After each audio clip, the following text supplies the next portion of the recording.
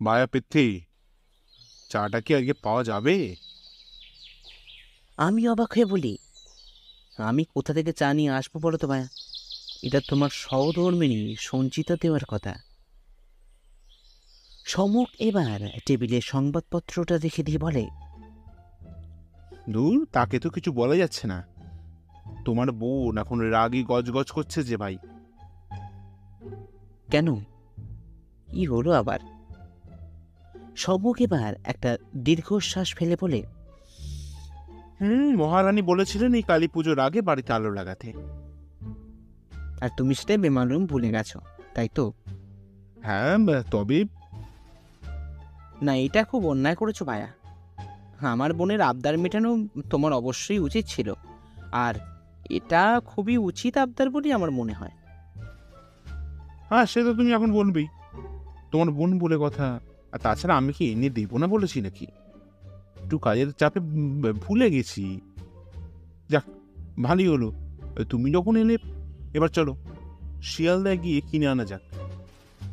এইদিকে সঞ্চিতা এসে আমার হাতটা শক্ত করে ধরে তারপর একটা চিরকুট আমার হাতে তুলে দেয়। আমি সেটা খুলে দেখি তাতে লেখা, যাবে না দাদা, তোমার বন্ধু ভুল করেছে, আমার আর আলোর দরকার নেই। আমার হাত থেকে চিরকুটটা কেড়ে নিয়ে সমক পড়ে বলে, আচ্ছা সঞ্চিতা, আমি নয় একটু ভুলই করেছি তা বলে। সমকের কথা হতে না হতেই দরজার কলিং বেলটা বেজে উঠল। সমকের মুখে একটা বিরক্তিকর আওয়াজ বেরিয়ে এলো, ধুস, দেখো পেট থেকে এলো। একে তোমার বোনের জ্বালায় আমি পাগল, উপরন্তু আবারও মাথা খারাপ করতে কি এলো দেখো। এই বলে সে নিজের ঘরে ঢুকে যায়। আমি গিয়ে দরজা খুলতে দেখি এক 30 থেকে 35 বছরের মধ্যে একটি ভদ্রলোক আমাদের দরজার সামনে দাঁড়িয়ে আছেন। তার পরনে প্যান্ট শার্ট, চোখে কালো ফ্রেমের চশমা, মাথার চুলগুলো এলোমেলো। আমি তাকে জিজ্ঞাসা করি, নমস্কার, কাকে চাই? ভদ্রলোক কাঁপা কাঁপা গলায় বলেন, সম্মুখ বাবু আছেন? আমি বলি, হ্যাঁ আছেন, আপনি ভেতরে আসুন। ঘরের ভেতরে নিয়ে এসে আমি তাকে সোফায় বসতে বলি। তাকে দেখে মনে হয় যেন কোনো এক ভয় তাকে তাড়া করে বেড়াচ্ছে। সঞ্চিতা এসে খাওয়ার জল টেবিলে রেখে গেল। তিনি সেটা ঢকঢক করে পান করে নেন, তারপর বলতে শুরু করেন, আচ্ছা সমক বাবুকে একটু ডেকে দিন না, খুব দরকারি। সমক এবার নিজের ঘর থেকে বেরিয়ে আস্তে আস্তে বলে, অত তাড়া কিসের রে? আমি কি ফাস্টফুড দোকান খুলেছি নাকি যে এত তাড়া দিচ্ছ? আমি সম্মুখের ঠোঁট কাটা কথা সামলাতে বলি, আপনি কিছু মনে করবেন না, আসলে সমক ওভাবেই। না, আমি জানি সমকবাবু ওভাবেই কথা বলে। ভালো করেছেন জেনে। এবার আপনার পরিচয়টা দিন তো দেখি। এই বলে সমক ভদ্রলোকের উল্টো দিকে চেয়ারে এসে বসল।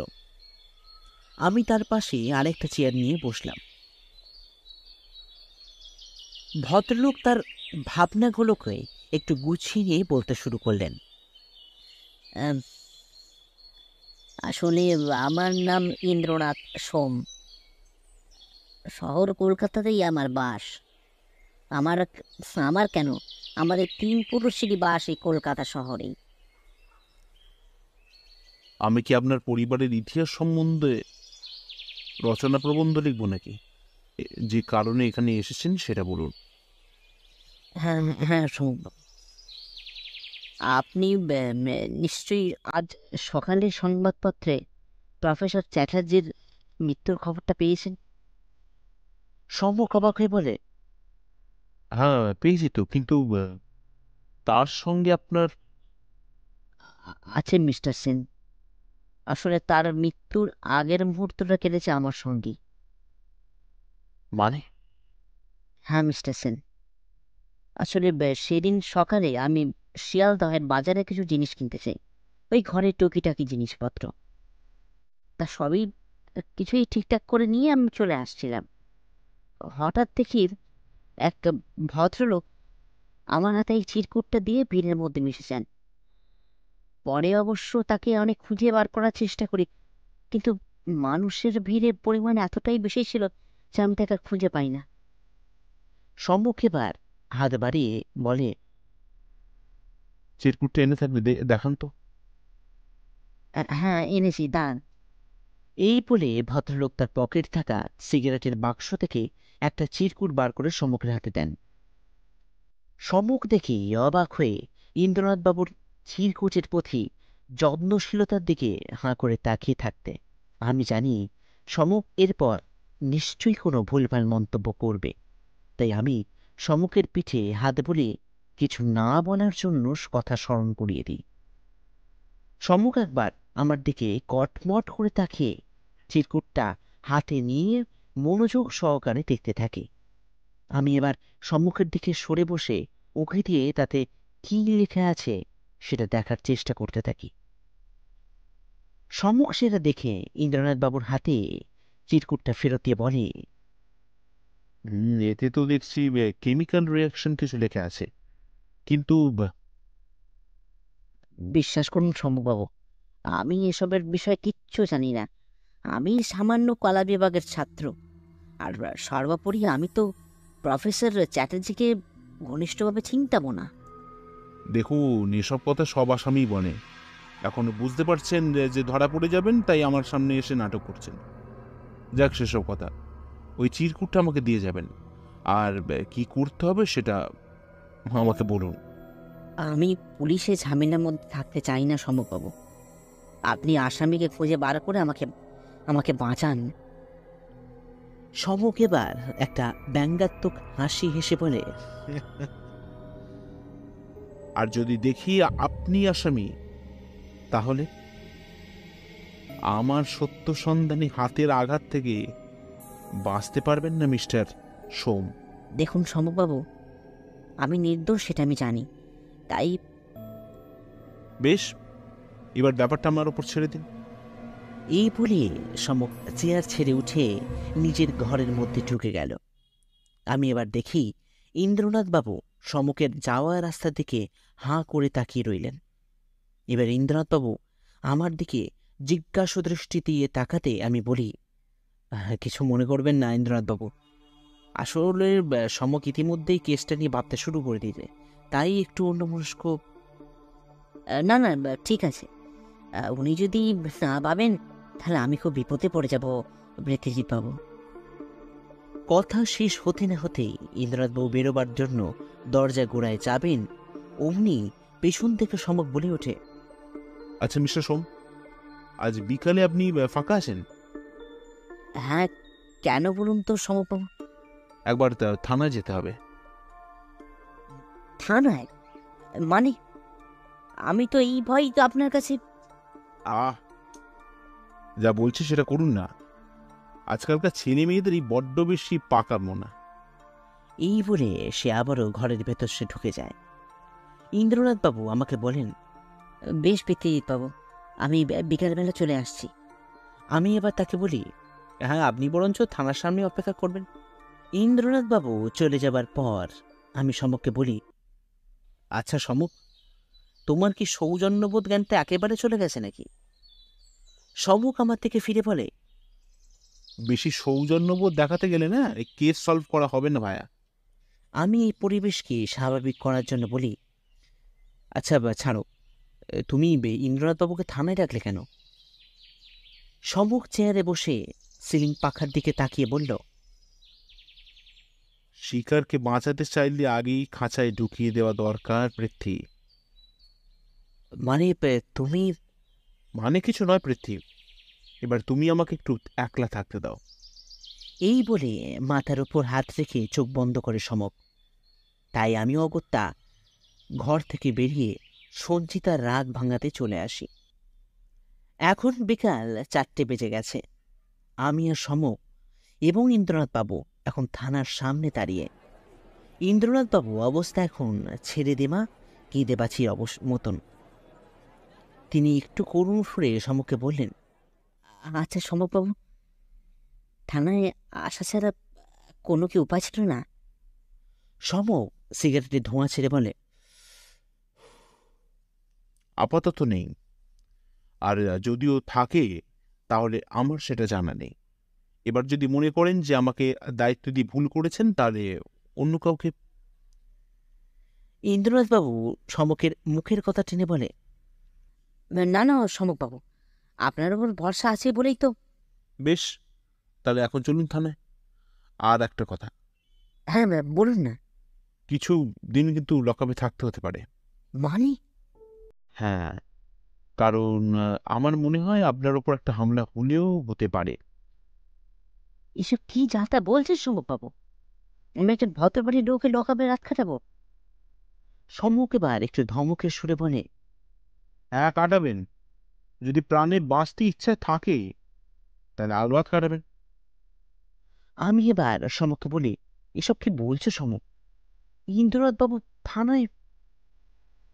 পৃথ্বী, যেটা বোঝো না সেই বিষয়ে কথা বলো কেন বলো তো? কথা শেষ না করেই সমক থানার ভেতর ঢুকে গেল। অগত্যা আমি আর ইন্দ্রনাথবাবু পেছন পেছন ঢুকলাম। আরে আসুন আসুন সমকবাবু, আসুন।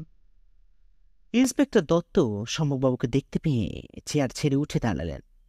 পরে ইন্দ্রনাথবাবুর সব কথা শুনে তিনি বলেন, সবই তো বুঝলাম সমকবাবু, কিন্তু কি জানেন, আমাদের অনেক নিয়মের মধ্যে থেকে কাজ করতে হয়, তাই। সমক এবার ইন্সপেক্টর দত্তর সামনে থাকা টেবিলে চোখে পড়ে বলে, দেখুন দত্তবাবু, আমি জানি যে আপনাদের এরকম মানে যাকে বলে লকআপে ঢুকিয়ে দিতে পারেন না, কিন্তু কি বলুন তো, এখানে একটা মানুষের জীবন মরণ ব্যাপার। আর সত্যি বলতে কি, আপনারা ইচ্ছা করলে অনেক কিছুই করতে পারেন। আমি লক্ষ্য করলাম সমকের মুখে একটা ধূর্ত চতুরতার হাসি ফুটে উঠল। ইন্সপেক্টর দত্তর মুখের অবস্থা দেখে বোঝা যাচ্ছিল যে উনি সমকের কথায় কিস্তিমাত হয়েছেন। এবার একটু ইতস্তত করে বললেন, দেখুন সমকবাবু, আপনি জানেন যে এভাবে প্রমাণ ছাড়া কাউকে জেলের ভেতর রাখা যায় না। খালি আপনার কথায় আমি রাজি হয়েছি, তবে কি তবে ইন্সপেক্টর দত্ত? দেখুন সমকবাবু, যদি ইন্দ্রনাথবাবুকে লকআপে রাখা নিয়ে কোনো সমস্যার সৃষ্টি হয়, তাহলে কিন্তু ওনাকে রিলিজ করতে আমি বাধ্য হব। সমক এবার চেয়ারে হেলান দিয়ে বলে, হ্যাঁ বেশ, তাই হোক। আমরা ইন্সপেক্টর দত্তকে নমস্কার জানিয়ে চলে আসতে যাব, ঠিক সেই সময় সমক ইন্দ্রনাথবাবুকে বলে, ইন্দ্রনাথবাবু, আপনার বাড়ির চাবিটা দিন তো। ইন্দ্রনাথবাবু অবাক হয়ে বলেন, মানে? এত মানে মানে কেন করুন বলুন তো? আপনার বাড়িতে ঢোকার চাবিটা দিন। কিন্তু বেশি কিন্তু রাখবেন না, ওদের শরীর মন খারাপ হয়, তাই যেটা বলছি সেটা করুন।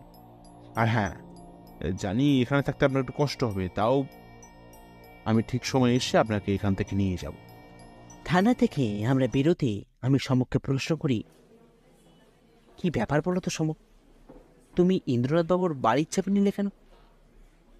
সমক আমার দিকে অবাক হয়ে তাকিয়ে বলে, তোমার বিয়ে দেব, ঘরের দরকার তো, তাই। তারপর দাঁত খেঁচিয়ে বলে, তুমি চিরকালীন একটা উপযুবক থেকে যাবে। আজ রাতে আমরা আমি থাকবো ওই বাড়িতে। আমি যেন আকাশ থেকে পড়ার মতন অবস্থা। আমি তাকে বলি, মানে? মানে আমার মনে হয় কিছু একটা ঘটতে চলেছে ওই বাড়িতে পৃথ্বী, তাই। এই বলে চুপ করে যায় সমক। আমিও আর কথা বাড়াই না, কারণ জানি এর থেকে বেশি কিছু জিজ্ঞাসা করলেও আমারই বিপদ, তাই মৌনতাই শ্রেয়। বাড়িতে ফিরে এসে সঞ্চিতাকে সমস্ত কথা খুলে বলি। অবশ্য সমকের সঙ্গে থাকতে থাকতে সমকের সমস্ত পদক্ষেপ সম্বন্ধে আমার মনটি ওয়াকিবহাল। বাড়ির আলোটা আমিই লাগিয়ে দিয়েছি। আর সত্যি বলতে কি, সমক নিজের কাজ নিয়ে এতটাই ব্যস্ত থাকে যে মাঝে মাঝে অনেক কিছু সে ভুলে যায়। তাই আমি আজ থানা থেকে ফিরে এসে রঙিন টুনির আলো সারা বাড়িতে সাজিয়ে দিয়েছে। এই সন্ধ্যের অন্ধকারে বারান্দায় আলোগুলো সেই লাগছে। আমি মনের খুশিতে আলোগুলোকে দালান থেকে বসে দেখছি। হঠাৎ সঞ্চিতার একটা গোঁত্তা খেয়ে হুঁশ ফিরল। আমি ওর দিকে তাকাতে সে আমাকে সম্মুখের দিকে আঙুল করে দেখায়। আমি আমার মুখটা সম্মুখের দিকে ফিরিয়ে দেখি সে সোফায় হেলান দিয়ে কপালের ওপর হাতটা রেখে চোখ বুজে ভাবছে। আমি এবার বলি, কি হলো সম্মুখ, কোনো সমস্যা? সম্মুখ এবার মাথার ওপর হাতটা সরিয়ে বলে, কিচ্ছু বুঝতে পারছি না পৃথ্বী। আমি একটা আন্দাজ করেছি ঠিকই, কিন্তু জানি না সেটা ঠিক হবে কিনা। এই বলে সম্মুখ চেয়ার থেকে উঠে বারান্দার রেলিংয়ে হেলান দিয়ে দাঁড়িয়ে পড়ল। আমি দেখলাম সঞ্চিতা এবার বারান্দার সম্মুখের পেছনে গিয়ে দাঁড়ালো। এবার দেখলাম সঞ্চিতা তার ডান হাতটা সম্মুখের পিঠে রেখে বুলাতে লাগল। আমি জানি সম্মুখের এখন সব থেকে এই জিনিসটারই দরকার বেশি ছিল। এবার দেখলাম সম্মুখও নিজের বাম হাতটা দিয়ে সঞ্চিতার হাতটা শক্ত করে চেপে ধরল, আর তারা এবার চেয়ে থাকে একে অপরের দিকে। আমি জানি সঞ্চিতার চোখের ভাষা বোঝার মতন ক্ষমতা সম্মুখের আছে। এবার বুঝি সম্মুখ তার সমস্ত প্রশ্নের উত্তর পেয়েই যাবে। রাতের খাওয়া দাওয়া শেষ হয়ে যাবার পর আমি বসে মোবাইলে আজকের ঘটনাগুলো লিখে রাখছি। ঠিক সেই সময় সম্মুখ এসে বলে, পৃথ্বী, আমি তাহলে বেরোলাম। আমি অবাকে বলি, কোথায় বেরো রে সম্মুখ, তাও এত রাতে? ভুলে গেলেন নাকি? আজ ইন্দ্রনাথ বাবুর বাড়িতেই আমার রাত্রিপ্রাস আছে। আমি কিছু বলতে যাব, দেখি সঞ্চিতা আমার কাছে এসে ইশারায় সম্মুখের এত রাতে যাবার নালিশ করতে আসে। আমি বলি, সম্মুখ, সঞ্চিতা কিন্তু ভুল কিছু বলছে না ভাইয়া। এত রাতে এক অচেনা বাড়িতে গিয়ে থাকাটা তোমার কি ঠিক হবে? বরঞ্চ আমি তোমার সঙ্গে যাই। না, একদম নয়। কাল সকালে ইন্সপেক্টর দত্ত আসবেন, আর একজন মানুষ আসবেন। আমি না আসা অবধি তুমি তাদেরকে বসিয়ে রাখবে। আর তাছাড়া সঞ্চিতা তো একা থাকতে পারে না বাড়িতে, তাই তুমি থাকো। এটা শোনার পর সঞ্চিতা সেখান থেকে রাগ দেখিয়ে চলে যায়। আমি কিছু বলতে যাব তার আগেই সমক সেখান থেকে বেরিয়ে চলে যায়। সত্যি সমক মাঝে মাঝে এমন শিশুসুলভ আচরণ করে যে আমি কিছু বলার থাকে না। এবার সারা রাত আমি আর সঞ্চিতা সমকের চিন্তায় জেগে কাটাতে হবে। হ্যাঁ, জানি যে মোবাইল ওর সঙ্গে আছে ঠিকই, কিন্তু কাজ মিটে না অবধি সে কোনোভাবেই সেটা ব্যবহার করবে না। রাত যত বাড়তে লাগলো তত যেন মনের ভেতরে দুশ্চিন্তা আরও বাড়তে লাগলো। সমুদ্র কেন আমাকে নিয়ে গেল না কিচ্ছু জানি না। এই ভাবতে ভাবতে কখন যে বারান্দায় ইজি চেয়ারে বসে ঘুমিয়ে পড়েছি মনেই নেই। সকালে ঘুমটা ভাঙল সঞ্চিতার ধাক্কা খেয়ে। আমি চোখ খুলে দেখি আমার বোনটি আমার পাশে দাঁড়িয়ে, তার হাতে একটা চিরকুট। আমি সেটা নিয়ে দেখি ইন্সপেক্টর দত্ত এবং একটি ছেলে দেখা করতে এসছে। আমি সেটা হাতে নিয়ে পড়ে দেখি তাতে লেখা ইন্সপেক্টর দত্ত এসেছেন। আমি মুখে চোখে জল দিয়ে ড্রয়িং রুমে কি দেখি ইন্সপেক্টর দত্ত সবাই বসে আছে, এবং ঠিক তারই পাশে বসে আছে ইন্দ্রনাথ বাবু। তাকে দেখে তো আমি একেবারে অবাক। আমাকে দেখতে পেয়ে ইন্সপেক্টর দত্ত বললেন, গুড মর্নিং পৃথ্বীজিৎ বাবু। আসলে সমকবাবু আজকে আমাদের এখানে চলে আসতে বললেন। তা সমকবাবু কোথায়? আমি ওনাকে কালকে সব কথা বলতে তিনি রীতিমতন অস্থির হয়ে পড়লেন। তারপর বললেন, না না না, এটা একদমই ঠিক করেননি সমকবাবু। অন্তত আমাদের একবার সঙ্গে নিয়ে যেতে পারতেন। ওনার কথা শেষ হবার আগেই কলিং বেলটা বেজে উঠল। সঞ্চিতা দরজা খুলতে দেখি সমক হুড়মুড়িয়ে ঘরে ঢুকে এলো। তারপর আমাদের সঙ্গে কোনো কথা না বলে সিধে ঘরের ভেতর ঢুকে গেল।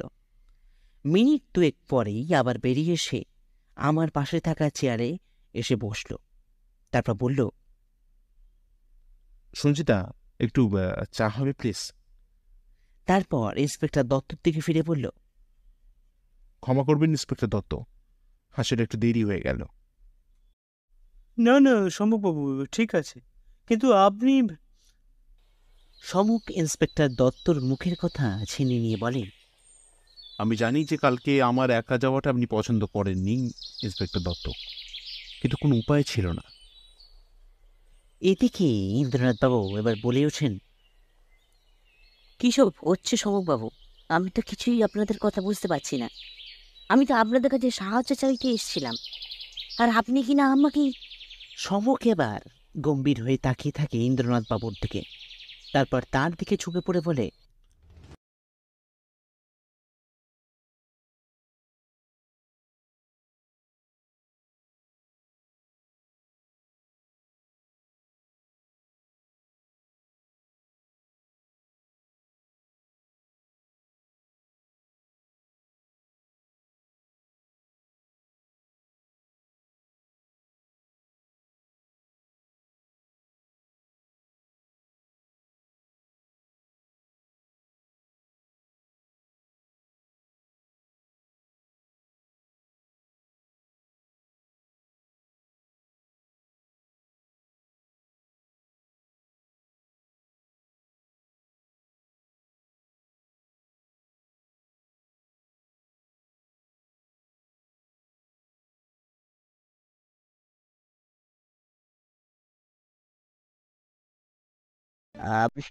আপনার কোথাও ভুল হচ্ছে সমকবাবু।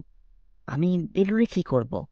হ্যাঁ, নিজে খুব চালাক মনে করেন তাই না? আমি আপনাকে বলেছিলাম আপনি যদি অন্যায় করেন তাহলে আমি কিন্তু আপনাকে শাস্তি দিতে পিছু পা হব না। এই সত্যান্বেষীর হাতের আঘাত এবার আপনি সহ্য করতে পারবেন তো ইন্দ্রনাথ বাবু? ইন্দ্রনাথবাবু এবার চেঁচিয়ে উঠে বলেন, কী সব যাতা বলছেন বলুন তো? আমি আপনাকে কোর্টে নিয়ে যাব সমকবাবু? আরে দাঁড়ান দাঁড়ান, আগে নিজে আগে নিজেকে তো বাঁচান। সবকিছু দেখে ইন্সপেক্টর দত্ত বলেন, শম্ভুবাবু, সব ব্যাপারটা একটু খুলে বললে ভালো হতো নাকি? বেশ, তাহলে শুনুন। এই বলে সমুখ নিজের চেয়ারে পা দুটো তুলে সেগুলোকে মুড়ে বলতে শুরু করলো, আসলে ইন্দ্রনাথ বাবু হলেন প্রফেসর চ্যাটার্জির সন্তান। আমি অবাক হয়ে বলি, মানে এসব কি বলছো সমুখ? হ্যাঁ পৃথ্বী, তবে সন্তান না বলে অবৈধ সন্তান বলাই ভালো হবে। খুব ছোটবেলায় মাকে হারান ইন্দ্রনাথ বাবু। পরে বড় হলে বাবার পরিচয় জানতে পেরে উনি তার সাথে দেখা করতে আসেন। হ্যাঁ, তবে অন্য পরিচয়। আসলে ইন্দ্রনাথ বাবু প্রথম থেকে ঠিক করে রেখেছিলেন প্রফেসর চ্যাটার্জিকে খুন করবেন বা কোনো রকম ভাবে তার বদলা নেবেন, কিন্তু তিনি কোনো না কোনোভাবে তার মায়ের পরিচয় প্রফেসর চ্যাটার্জির সামনে নিয়ে আসেন। কিন্তু দেখলেন প্রফেসর চ্যাটার্জি যাকে বলে নির্বিকার। আর শুধু তাই নয়, ইন্দ্রনাথবাবু লক্ষ্য করলেন প্রফেসর চ্যাটার্জি শুধু ওনার মায়ের সঙ্গে নয়, অনেক মেয়েরই সর্বনাশ করেছেন নিজের শারীরিক চাহিদার পরিপূরণ আর মানসিক অক্ষমতাকে পূরণ করার জন্য। এটা শোনার পরে ইন্দ্রনাথবাবু দৃঢ় কণ্ঠে বললেন, হ্যাঁ হ্যাঁ, আমি করেছি। আমি মেনেছি প্রফেসর চ্যাটার্জিকে, আর আমি বেশ করেছি। উনি আমার মায়ের সঙ্গে শুধু অন্যায় করেননি, তিনি অনেক বড় অন্যায় করেছেন। তাই তাকে আমি উচিত শিক্ষা দিয়েছি সমকবাবু, উচিত শিক্ষা দিয়েছি। এই বলে তার চেয়ারে মাথা নিচু করে বসে পড়েন ইন্দ্রনাথবাবু। সমুখ এবার মৃদু কণ্ঠে বলে, আপনি একদম ঠিক করেছেন ইন্দ্রনাথবাবু। আমি থাকলেও হয়তো একই কাজ করতাম। তবে আমি বললাম, কি তবে ভায়া? তবে ইন্দ্রনাথবাবু লোভের বশবর্তী হয়ে প্রফেসর চ্যাটার্জির আবিষ্কার করা কেমিক্যাল ফর্মুলাটা চুরি করে নেন। কিন্তু অজ্ঞতার দরুন সেটা সলভ করতে পারেন না বা সেটাকে পড়ে বুঝতে পারেন না তাতে কি ধরনের ফর্মুলা দেয়া আছে। আর সেটারই সমাধান করতে উনি চলে আসেন এই সত্যান্বেষী সমুখ সেনের কাছে। কিন্তু উনি ভুলে যান সমুখ সেন কোনো কাঁচা কাজ করে না, আর অন্যায়েরও প্রশ্রয় দেয় না। তাই এখন জেলে গিয়ে বাকি জীবনটা কাটান ইন্দ্রনাথ বাবু। আচ্ছা সমক, তুমি ইন্দ্রনাথবাবুর এত কথা জানলে কি করে? মানে এত কিছু ব্যাপার। মা কালীর বিসর্জন থেকে ফিরতে ফিরতে প্রশ্ন করি সমককে। সমক মুচকি এসে বলে, ভায়া, একটু উপস্থিত বুদ্ধি থাকলে যে কেউই পারবে। কি করে? দেখো পৃথ্বী, আমি ইন্দ্রনাথ বাবুর কাছ থেকে তার বাড়ির চাবি নিলেও আমি কিন্তু যাই প্রফেসর চ্যাটার্জির বাড়িতে, আর সেখানে গিয়ে প্রফেসর চ্যাটার্জির লিখে যাওয়া ডায়েরি পড়ে এসব কথা জানতে পারি। হ্যাঁ সে তো বুঝলাম, কিন্তু কেমিক্যাল ফর্মুলার ব্যাপারটা? পৃথ্বী, ওটা বলতে পারো একটা তুক্কা। ওটা অন্ধকারে ঢিল ছুঁড়েছিলাম, আর তবে ঢিলটা যে একদম সঠিক জায়গায় পড়বে সেটা আমি আশাও করিনি। এই বলে সমক সামনের দিকে হাঁটতে হাঁটতে এগিয়ে যায়। আমি লক্ষ্য করি সমক দীপাবলির পরে জমে থাকা অন্ধকারকে পরিষ্কার করতে করতে এগিয়ে চলেছে। গর্বে আমার বুকটা ফুলে উঠল সমকের জন্য।